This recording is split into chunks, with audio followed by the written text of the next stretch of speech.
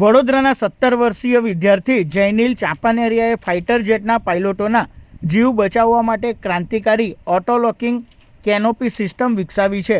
રાજસ્થાનના ચૂરુમાં ભારતીય વાયુસેનાના જગુઆર ફાઇટર જેટના અકસ્માતમાં ટેકનિકલ ખામીના કારણે પાયલોટે જીવ ગુમાવ્યો હતો. આ હૃદયદ્રાવક ઘટનાથી વ્યથિત થઈને જૈનિલે ભવિષ્યમાં આવી જાનહાનિ રોકવા દ્રઢ સંકલ્પ સાથે આ મિકેનિકલ બેકઅપ તૈયાર કર્યું છે.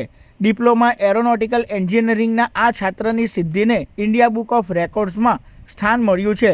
હાલ તો આ ટેકનોલોજીને ભારતીય વાયુસેનામાં અમલી બનાવવા DRDO સાથે સહયોગ કરી રહ્યો છે. જૈનિલે ફાઇટર પ્લેનની કેનોપી એટલે કે કોકપિટ લોકિંગ સિસ્ટમની ગંભીર ખામી શોધી તેનું સચોટ નિવારણ પ્રસ્તુત કર્યું છે. છેલ્લા 15 વર્ષના વિમાન અકસ્માતોના ગહન અભ્યાસ બાદ તૈયાર થયેલું આ ALCS મોડલ પાયલટો માટે ખૂબ જ સુરક્ષા કવચ પૂરું પાડશે. સામાન્ય રીતે ફાઇટર પ્લેનમાં ઇમરજન્સી સમયે જો ઇલેક્ટ્રિક કે હાઇડ્રોલિક સિસ્ટમ નિષ્ફળ જાય તો પાયલોટ સુરક્ષિત રીતે ઇન્જેક્ટ થઈ શકતા નથી. જૈનિલે આ સમસ્યાના ઉકેલ રૂપે એક ઓટોલોકિંગ મિકેનિકલ બેકઅપ સિસ્ટમ બનાવી છે, જેની સંરક્ષણ ક્ષેત્રે ઉપયોગિતા માટે તેણે પેટન્ટ પણ દાખલ કરી છે. મેં એઝ અ મિકેનિકલ સિસ્ટમ બનાવી છે, ઓટોલોકિંગ મિકેનિકલ સિસ્ટમ, કે જે કેનોપી જે પ્રેઝન્ટ છે, જ્યારે પાયલટ એક ક્રિટિકલ સિચ્યુએશન આવે, ઇમરજન્સી સિચ્યુએશન આવે, ત્યારે એને એઝ અ ઇજેક્શન સિસ્ટમ રીતે પેરાશૂટથી લેન્ડ થવાનું હોય છે.